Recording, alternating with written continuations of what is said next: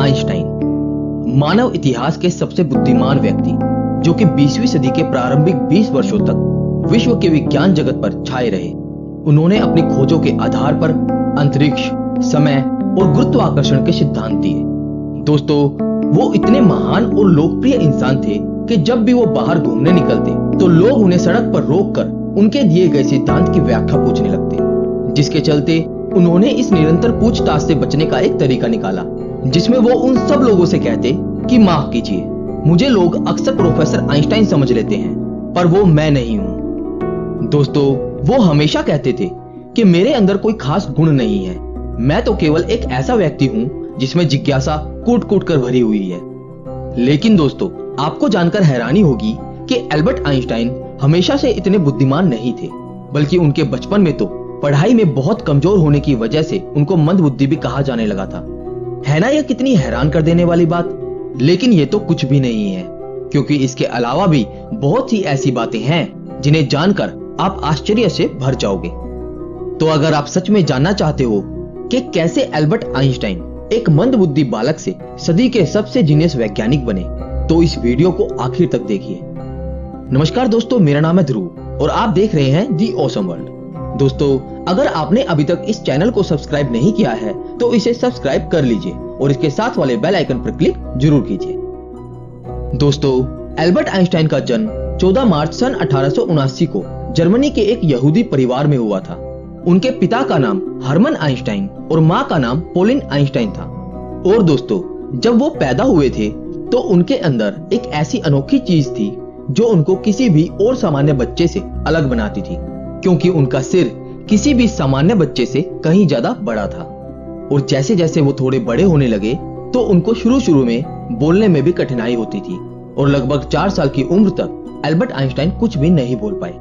मगर एक दिन जब वो अपने माता पिता के साथ रात के खाने पर बैठे थे तो उन्होंने अपनी 4 साल की चुप्पी तोड़ते हुए कहा, सूप बहुत गर्म है। अपने बेटे के इस तरह एकदम बोलने से आइंस्टाइन के माता पिता हैरान रह गए और बहुत खुश हुए।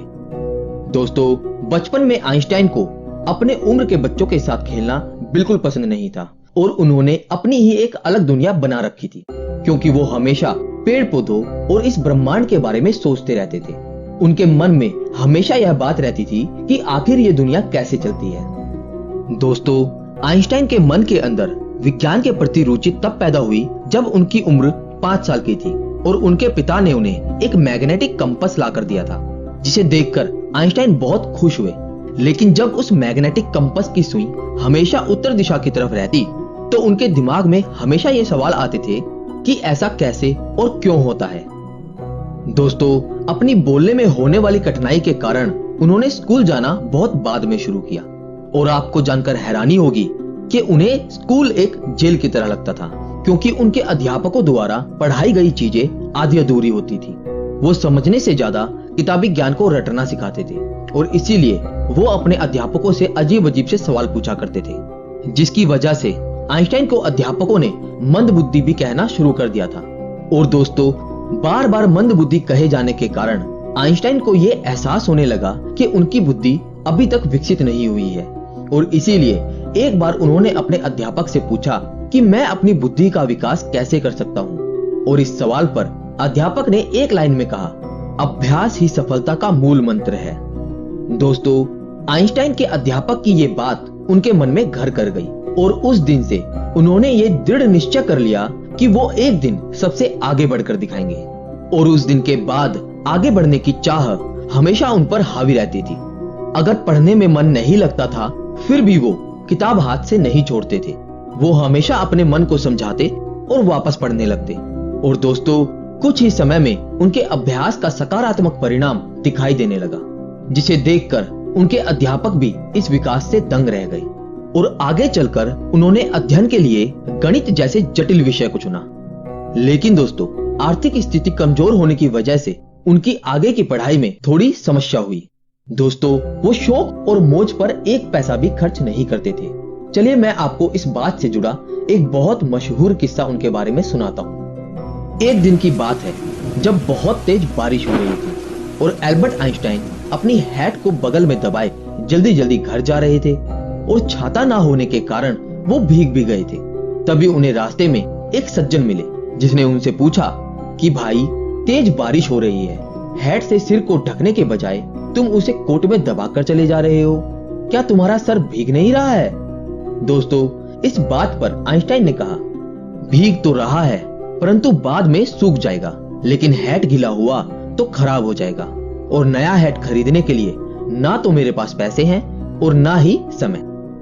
दोस्तों, अपने कठिन परिश्रम और अभ्यास की मदद से आइंस्टाइन ने गणित और भौतिक विज्ञान में महारत हासिल कर ली। और दोस्तों, शिक्षा को लेकर उनका विचार था कि शिक्षा वो है जो आपको तब भी याद रहे जब आप सब कुछ भूल गए हो जो आपको याद था। और समय के साथ साथ वो इतने बुद्धिमान हो गए कि उन्होंने बहुत सारी अद्भुत खोज की। आज की दुनिया उनको थ्योरी ऑफ रिलेटिविटी यानी सापेक्षता के सिद्धांत और द्रव्यमान ऊर्जा समीकरण E=mc² के लिए जानती है। दोस्तों, उन्हें सैद्धांतिक भौतिकी और खासकर प्रकाश विद्युत उत्सर्जन की खोज के लिए सन 1921 में नोबेल पुरस्कार से भी सम्मानित किया गया। और सन 1952 में अमेरिका ने आइंस्टाइन को इजराइल का राष्ट्रपति बनने की पेशकश की, परंतु आइंस्टाइन ने उनका प्रस्ताव ये कहकर ठुकरा दिया कि वह राजनीति के लिए नहीं बने हैं। दोस्तों, उन्होंने दिखा दिया कि एक मंदबुद्धि लड़का भी अपनी मेहनत, लगन और परिश्रम के बल पर संसार में कुछ भी कर सकता है। दोस्तों, एल्बर्ट आइंस्टाइन इतने बुद्धिमान थे कि वो अपने माइंड में ही पूरी रिसर्च को सोचकर पूरा प्लान कर लेते थे, जो उनके लैब के प्रयोग से ज्यादा सटीक होता था। और इसीलिए एल्बर्ट आइंस्टाइन हिस्ट्री के सबसे जीनियस व्यक्ति कहलाए, और इसीलिए उनके जन्मदिन 14 मार्च को पूरी दुनिया में जीनियस डे के रूप में मनाया जाता है। लेकिन दोस्तों, एल्बर्ट आइंस्टाइन का यह मानना था कि प्रत्येक इंसान जिसने धरती पर जन्म लिया है वो जीनियस है, लेकिन यदि आप किसी मछली को उसकी पेड़ पर चढ़ने की योग्यता से जज करोगे तो वो अपनी पूरी जिंदगी यह सोचकर जिएगी कि वो मूर्ख है। दोस्तों, निजी गतिविधियों के कारण आइंस्टाइन को जर्मनी छोड़कर अमेरिका में शरण लेनी पड़ी। वहां उन्हें बड़े बड़े विश्वविद्यालयों ने अपने यहाँ आचार्य का पद देने के लिए आमंत्रित किया। लेकिन दोस्तों, आइंस्टाइन ने प्रिंसटन विश्वविद्यालय को उसके शांत और बौद्धिक वातावरण के कारण चुन लिया। और जब आइंस्टाइन पहली बार प्रिंसटन पहुंचे तो वहां के प्रशासनिक अधिकारी ने उनसे कहा, आप प्रयोग के लिए आवश्यक उपकरणों की सूची दे दीजिए ताकि आपके कार्य के लिए उन्हें जल्दी ही उपलब्ध कराया जा सके। दोस्तों, इस बात पर आइंस्टाइन ने बड़ी ही सहजता से कहा कि आप मुझे केवल एक ब्लैक बोर्ड, कुछ चौक, कागज और पेंसिल दे दीजिए। यह सुनकर अधिकारी हैरान हो गया, और इससे पहले कि वह कुछ और कहता, आइंस्टाइन ने कहा, और हाँ, एक बड़ी टोकरी भी मंगा लीजिए, क्योंकि अपना काम करते समय मैं बहुत सारी गलतियां भी करता हूँ और छोटी टोकरी बहुत जल्दी रद्दी से भर जाती है। दोस्तों, आइंस्टाइन गलतियां करने से कभी नहीं डरते थे, बल्कि उनका कहना था कि जिस व्यक्ति ने कभी कोई गलती नहीं की उसने कभी कुछ नया करने की कोशिश नहीं की। दोस्तों, एल्बर्ट आइंस्टाइन बहुत अलग अलग तरह से प्रयोग करते थे। उनके प्रयोग करने का हर तरीका एक दूसरे से बहुत अलग होता था, क्योंकि वो कहते थे कि सबसे बड़ा पागलपन है एक ही चीज को बार बार करना और हमेशा अलग परिणाम की आशा करना। दोस्तों, अभी तक मैंने आपको एल्बर्ट आइंस्टाइन के बारे में वो सब बातें बताई जिससे पता चलता है कि वो कितने महान वैज्ञानिक थे। लेकिन दोस्तों, अब जो मैं आपको बताने जा रहा हूँ उसको सुन के आप चौंक जाएंगे, क्योंकि हमारे जीनियस नंबर 1 की याददाश्त कुछ खास अच्छी नहीं थी। उन्हें डेट्स और फोन नंबर्स याद रखने में बहुत मुश्किल होती थी। यहाँ तक कि जब एक बार आइंस्टाइन के एक सहकर्मी ने उनसे उनका टेलीफोन नंबर पूछा तो आइंस्टाइन पास रखी टेलीफोन डायरेक्टरी में अपना नंबर ढूंढने लगे।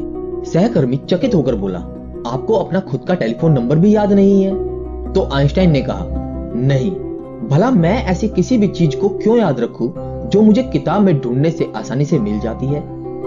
दोस्तों, एल्बर्ट आइंस्टाइन व्यवहारिक दुनिया की भी बहुत सी बातों को अक्सर भूल जाया करते थे। चलिए इस बात से जुड़े कुछ किस्से मैं आपको सुनाता हूँ। पहला किस्सा, एक बार की बात है जब आइंस्टाइन प्रिंसटन यूनिवर्सिटी में कार्यरत थे, तो एक दिन यूनिवर्सिटी से घर वापस आते समय वो अपने घर का पता ही भूल गए। यद्यपि प्रिंसटन के अधिकतर लोग आइंस्टाइन को पहचानते थे, लेकिन जिस टैक्सी में वो बैठे थे उसका ड्राइवर उन्हें नहीं पहचानता था।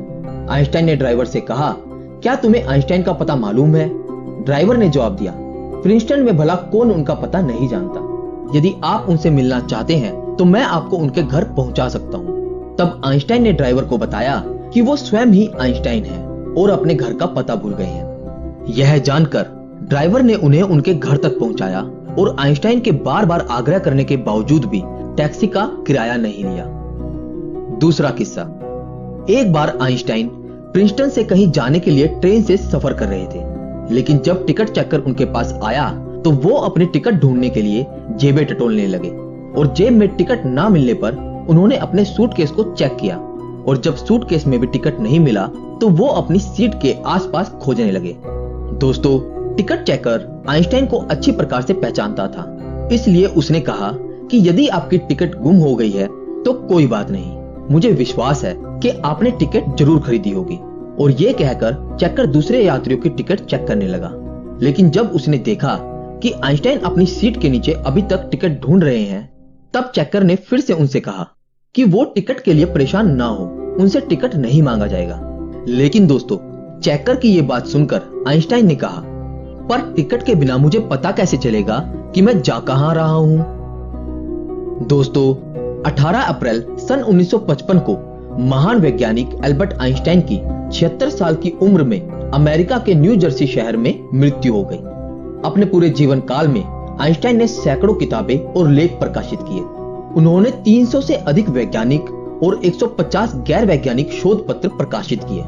दोस्तों, आज हम विज्ञान के जिन आविष्कारों का उपयोग अपने दैनिक जीवन में कर रहे हैं और इंटरनेट, सैटेलाइट के द्वारा जो जानकारियां हमें प्राप्त हो रही हैं, उन सभी आविष्कारों में एल्बर्ट आइंस्टाइन का भी महान योगदान है। और यहाँ तक कि उनके दिए गए अनेकों सिद्धांतों की बदौलत ही आज नए नए आविष्कार संभव हो पा रहे हैं। लेकिन दोस्तों, आइंस्टाइन को अपने जीवन में सबसे ज्यादा दुख तब हुआ था जब उनके वैज्ञानिक आविष्कारों के कारण बाद में परमाणु बम का आविष्कार हुआ था, जिससे कि हिरोशिमा और नागासाकी जैसे नगर ध्वस्त हो गए थे। दोस्तों, आइंस्टाइन की मृत्यु के बाद उनके शव परीक्षण के दौरान एक रोग वैज्ञानी ने आइंस्टाइन के परिवार की अनुमति के बिना उनका दिमाग निकाल लिया था और यह अनैतिक कार्य डॉक्टर थॉमस हार्वे ने उनके दिमाग पर रिसर्च करने के लिए किया था। उसके बाद आइंस्टाइन का दिमाग 20 सालों तक एक जार में बंद रहा और सन 1975 में उनके बेटे हैंस की आज्ञा से उनके दिमाग को 240 भागों में बांटकर कई वैज्ञानिकों के पास भेजा गया, जिनको जांचने के बाद उन्होंने पाया कि उनके दिमाग में किसी भी आम इंसान से ज्यादा सेल्स मौजूद थे। तो दोस्तों, आज के लिए बस इतना ही। और अगर आप जानना चाहते हैं थॉमस एल्वा एडिसन और शहीद भगत सिंह के जीवन के बारे में, तो हमारी इससे पहले वाली वीडियो जरूर देखिए, जिनका लिंक आपको ऊपर एंड स्क्रीन पे और नीचे डिस्क्रिप्शन में मिल जाएगा। दोस्तों, अगर आपको वीडियो अच्छी लगी तो इसे लाइक और शेयर करना ना भूलें। Thanks for watching.